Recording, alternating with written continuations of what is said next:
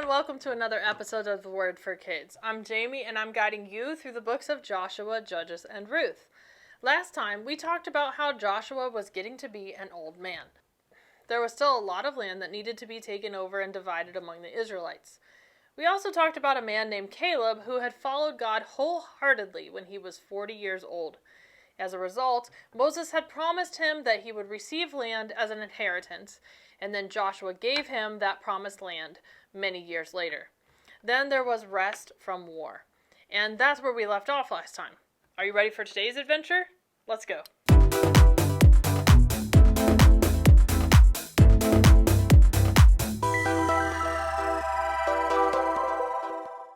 Then the Lord said to Joshua, "Tell the Israelites to designate these cities of refuge, as I instructed you through Moses, so that anyone who kills a person accidentally and unintentionally may flee there and find protection from the Avenger of Blood. When they flee to one of these cities, they are to stand in the entrance of the city gate and state their case before the elders of that city. Then the elders are to admit the fugitive into their city and provide a place to live among them. A fugitive is a person who is running away from being in trouble with the law. If the Avenger of Blood comes in pursuit, the elders must not surrender the fugitive because the fugitive killed their neighbor unintentionally and without malice, which just means that the person was not trying to do evil. They are to stay in that city until they have stood trial before the assembly and until the death of the high priest who is serving at that time. Then they may go back to their own home in the town from which they came." The Avenger of Blood was usually a relative of the person who was killed, and his job was to find and kill the person who killed their relative as a punishment. So they set up these refuge cities all across their land, so that any Israelite or foreigner living among them could flee to those cities and be safe if they accidentally killed someone else.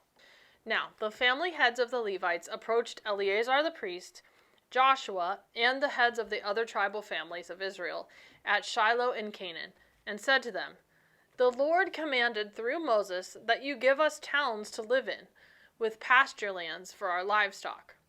The Israelites gave the Levites towns and pasture lands out of their own inheritance as the Lord had commanded through Moses. The Lord gave Israel all the land he had sworn to give their ancestors, and they took possession of it and settled there. The Lord gave them rest on every side, just as he had sworn to their ancestors. Not one of their enemies withstood them.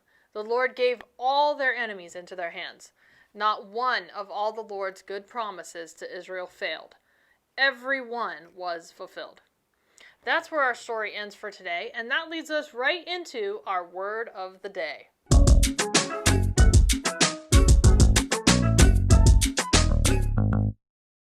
The word of the day is fulfilled, completed, or carried out as a promise. God did everything he promised the Israelites he would do. He fulfilled his promises. Fulfilled. Now it's time for today's verse to remember.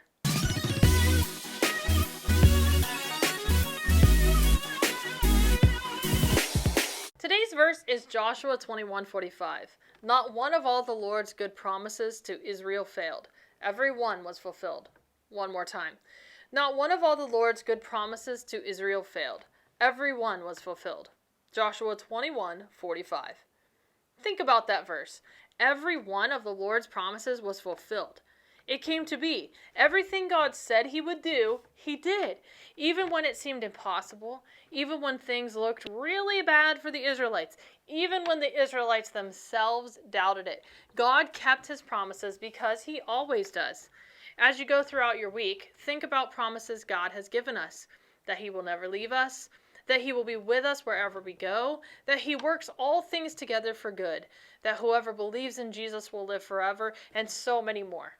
And as you think about these promises, also remember that God has always kept his promises in the past, and he will keep the promises he's made to us. God loves you. That's all the time we have for today. I can't wait to see you again soon for another episode of The Word for Kids.